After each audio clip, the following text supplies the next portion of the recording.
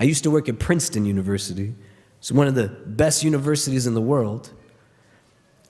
And the manner in which Princeton maintains its reputation is not just students who come with certain SATs and co-curricular activities and GPAs and whatever. But Princeton is also Princeton because of who they keep out. And I didn't get into Princeton, so if you didn't get in, it's okay. And if Princeton started to let everybody in through its gates, it wouldn't be Princeton anymore, would it? But you think about Allah's house. You think about what it means to build and serve, to have the honor of being a part of the establishment of a house of God.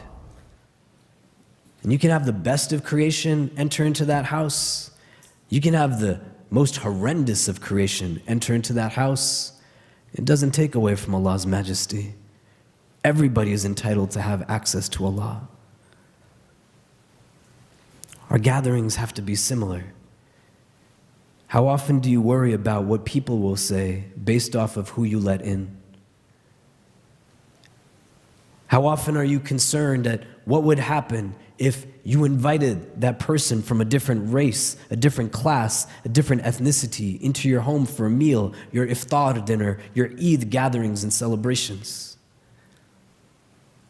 You should rejoice when people who have struggles with alcohol, with drugs, who have come out of prisons, show up in your Muslim spaces. Not be in a place where you are worried, but you should be in a place where you say, I must be doing religion right. Because who are the people that came to the Prophet of God early on? Bilal ibn Rabah, Khabab ibn Arat, Suhaib al-Rumi, Salman al-Farisi. These were not people of Quraysh. And when you're talking about people who are a little bit more rough around the edges, Abu Dhar of the Ghaffar tribe was not a man who came with the best reputation. But he was from amongst those who had deep proximity to the Prophet of God because he was connecting from here and he had a genuine love for people.